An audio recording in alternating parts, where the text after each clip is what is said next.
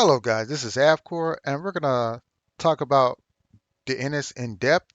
We're gonna look at him a little bit more and I'm gonna show you some weapons, some runes, and some characters that work well with him. And then at the end of this video, I'll give my overall general assessment on should you pull for him or not. And if there's a substitute, I will mention that substitute. So let's get started with the Ennis because I think he's a really interesting character and he represents the potential that this game has to offer as far as character development goes. So you can tell by his overall design, you see here that this dude is dead. Like if you play this game and you fight a lot of undead guys, they always have that blue coloring to let you know that they are dead, but it doesn't extend to his face. I think his overall design is incredible to a certain extent. They did a lot of adjustments from his normal design that you first see him in. And I think that was a great idea. They also changed his element, which I thought was a great idea.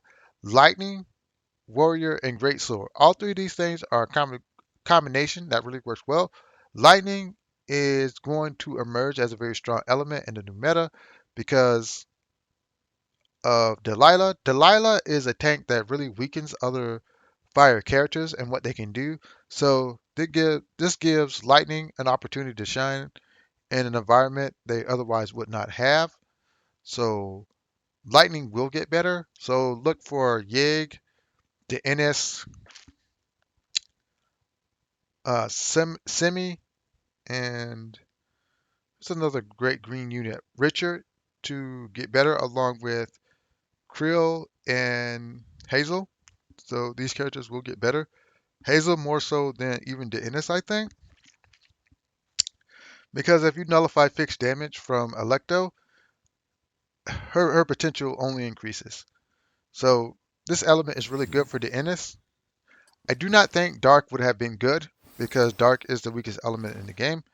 I explained that in another video, and the devs pretty much understand that because they made sure that the Ennis was not Dark because that would have made him a very weak warrior because he would not be able to maximize his offenses. So let's look at his overall stats because you got to look at the element, the class, and the weapon. And then you have to look at the stats for you to get a basic general understanding of what the character can do.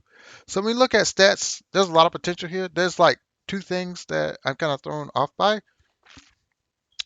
First of all, his HP and his physical attack are extremely high.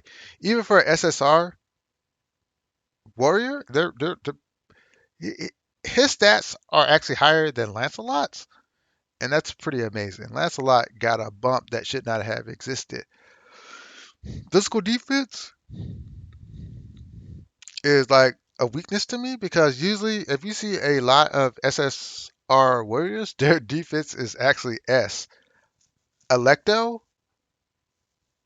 Sighart, even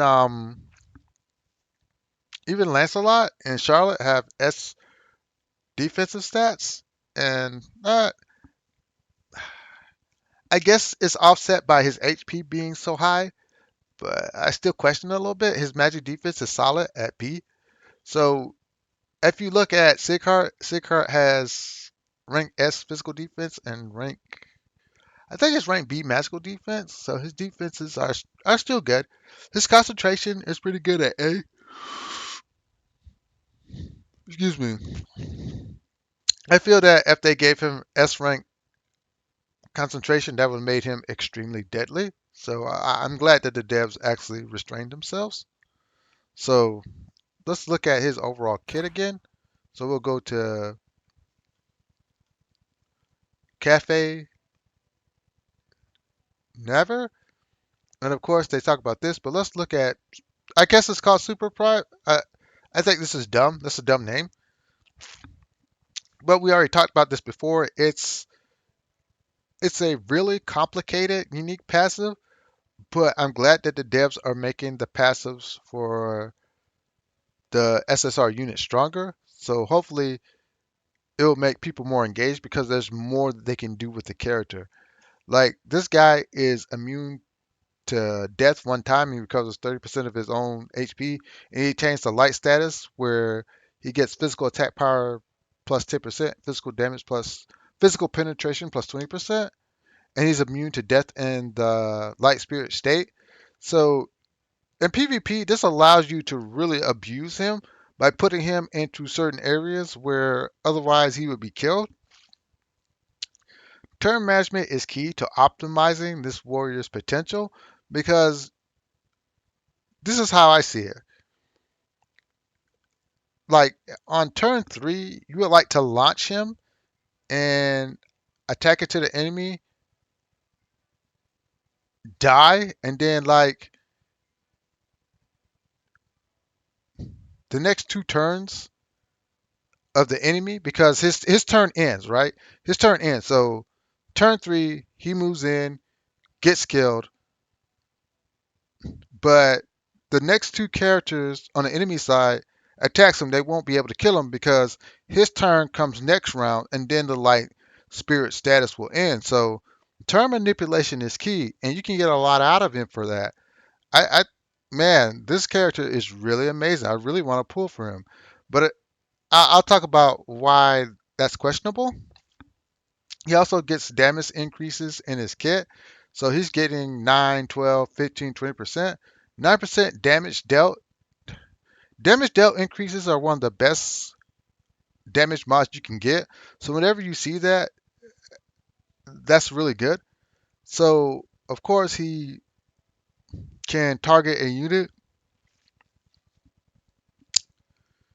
and basically perform concentration where that character that he chooses can only hit him, which is pretty amazing. So let's go back to what I was saying where you would like for him to go in and get killed and gain light spirit status. Well, he can actually choose a unit that you feel that is a threat to you, make him make himself the only target that that character can attack, and then you effectively remove that character as a threat to you. Excuse me. The overall potential for this ability is a bit unnatural, and it kind of concerns me that better players will actually be able to cheese the game using it. So this is important too. Death fight is important because it increases damage received by the unit that it was cast upon by 50%. And whenever the unit attacks any of your allies, they remove one buff, which is pretty freaking amazing. I think with playtesting, we're going to find out that this character is actually better than we think. We just haven't got enough raw data to see how he performs. So we don't really know how far we can take this. We have to actually get the character and use him. That's why I'm kind of iffy on summoning him. Yeah, I'm iffy on summoning him. I talked about Thunder Strike. I talked about Silent Strike, Shaking Blade, and Momentum Riding, and Blade of Determination. So Thunder Strike is a spammable 2 turn that can go down to 1 turn if you use concentration on the target that you're attacking. So that means it can just be 1 turn. You can do another skill and then 1 turn again, which is really good. Silent Strike is one of those warrior combination attack that does one thing and then turns into another skill. So you charge forward and you deal damage, and you give them the Broken Blade status, which increases their chance of receiving a critical hit. So in practice, I don't know how good this is because I feel that the best units to take advantage of this, share his color. So like Seminar would actually benefit mightily from this. Like green units and assassins would benefit mightily from this because they already have high crit mods in the first place. Shaking Blade is actually pretty good.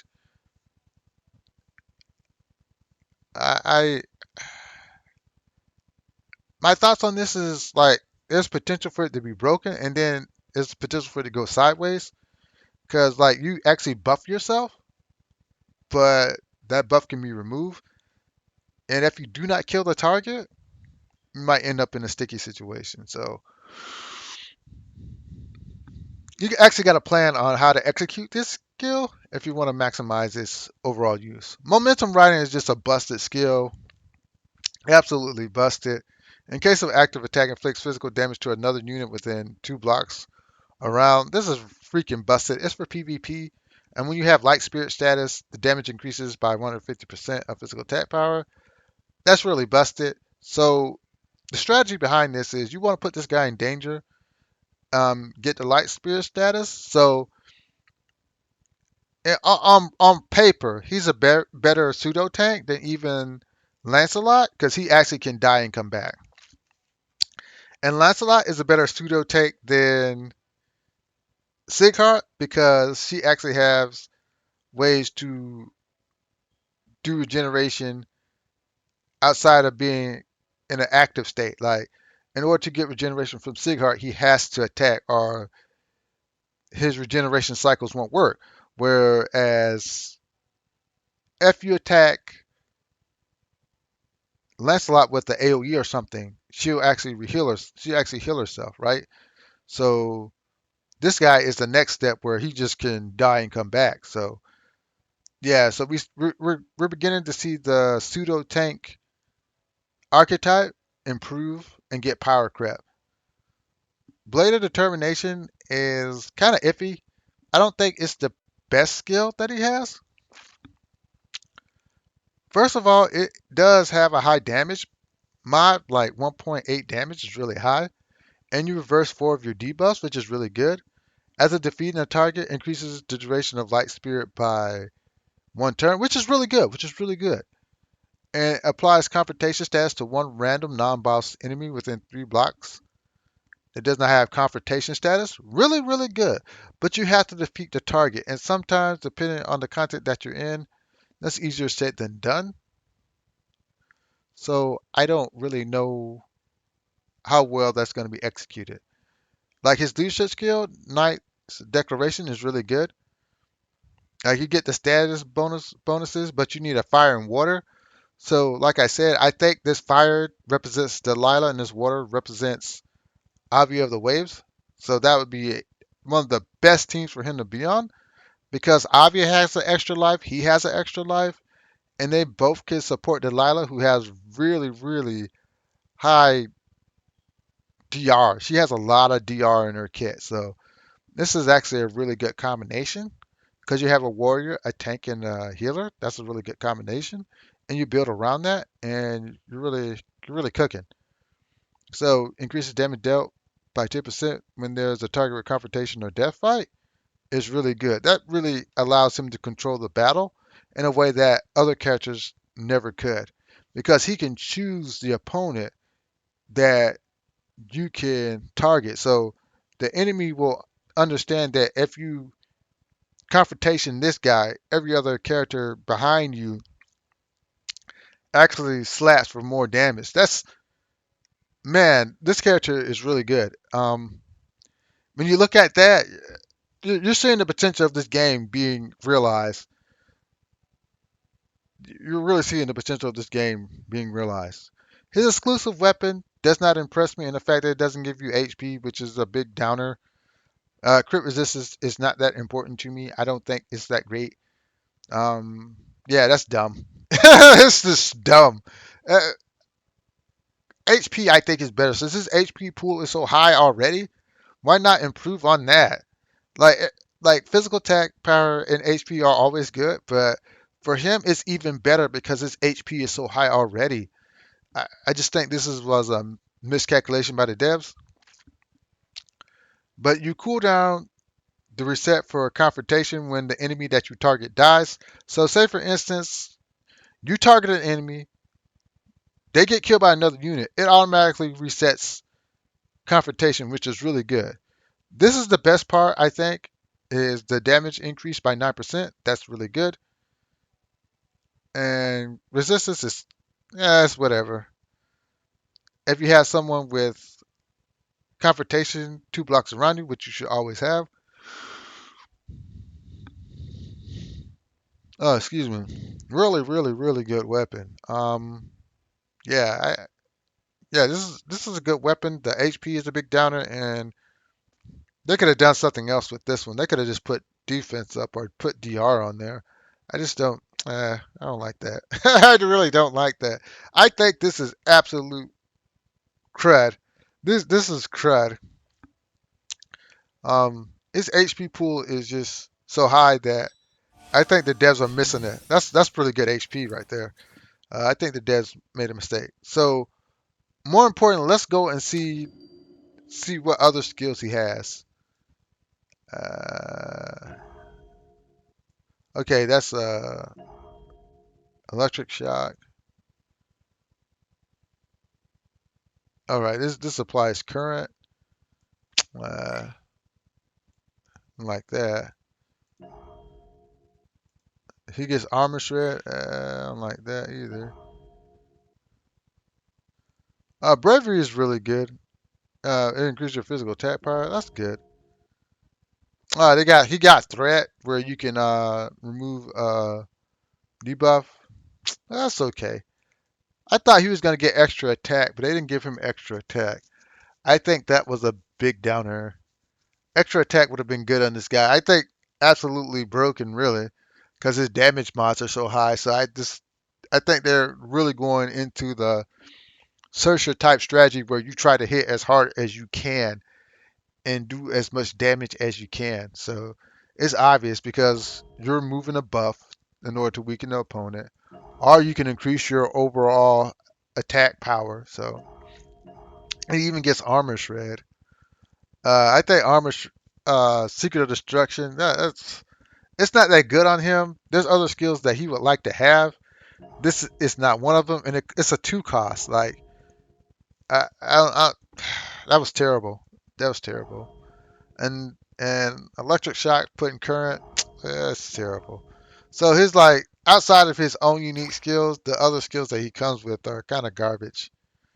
It's not a problem since his overall skills are really good, but I don't like it. I'm sorry, I'm being a big complainer, but uh, uh, mm, I don't like that. I mean, he's a really good character, but they could have done his like normal skills justice. So pretty much you're only gonna play him a certain way, right? You're only gonna play this guy the way that he's meant to play. Like there's like certain characters. Let me go into explaining what I'm saying. 용사들이여, 검을 들고 우리의 용기와 결심을 선. 책에서는 All right, look at Hazel, right? So we go to her traits. She actually has this skill, right? Where it basically allows you to heal and you get regen on that skill. But this isn't one of her like unique skills, right? Like she has a bunch of unique skills, but she has some really good like normal skills. Like divine prayer is a solid normal skill. So if you wanted to, you can do this, which I do. And when I play her in certain content, I just roll this, right? None of these skills are her like original skills. She has like original skill here. That's not original skill. This is an original skill. This is an original skill. This is an original skill. She has four original skills, and I really don't have to use them if I don't want to. That's what makes Hazel so great as a character. You can run her in a normal playstyle, and you can't do that 내게 준 신뢰가 내 and you 옆에 can't do that with the 당신들에게 NS. Like, 많아야 even Avia. Avia has come to healing. What else does she have? That's huh. Oh, she only has like even she can't play like even she can't play like Hazel. That's not good.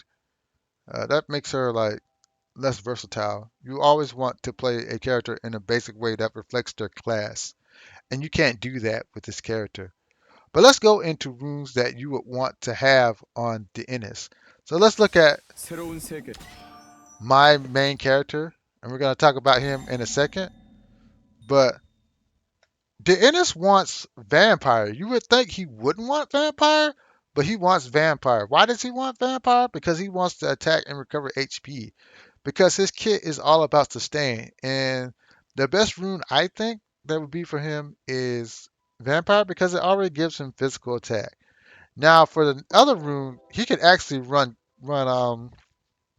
shield rune for the HP, and that would be really good because he wants attack and HP. Those are the stats that you want to build on him. If you get crit along the way, then pick up crit. You want crit resistance because that's part of his kit. But you want physical attack. You want to reduce physical damage. You want crit resistance, but you want physical penetration. Reduce magic damage, not so important. Avoid counterattack, not so important. Probability of critical blow is important, raising crit. Physical defense, you do want that at SSR. Magical defense, you do want that at SSR. Reduce physical damage, you do want that at SSR. There's a couple of things you want at SSR, but if you don't get much magic defense, it's not the end of the world. He gets an extra life.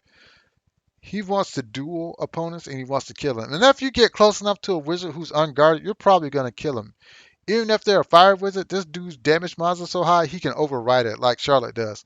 Like you notice that sometimes Charlotte can kill green units. Well, this guy is so strong he can kill red units, so that is not so bad at all. So equipment. You actually want his unique weapon, of course. This is the helm that you want. This is the perfect helm for this guy. Because you recover 30% of your HP when your HP is less than 50%, which will happen if he gets another life. So this is his best helmet. Red Flags of the Holy Devil is his best helmet. Yeah, it's the best helmet that you can give him. And he wants this because the Holy Devil armor actually reduces the damage you take by 20%. Holy Devil's armor is actually clutch. If you can't get Holy Devil's armor, I think this is only for tank. This will be good. Um, that's average. That's meh. That's meh. That's meh. Okay, this is really good. Rainbow Middle Armor is actually good. These two armors are his best armors. And for accessory, you actually want this because it allows him to push into the enemy lines. Because you're getting physical attack power and you're getting mobility. So this is his best equipment set. These are the pieces of equipment that you want in order to make him the best he can be.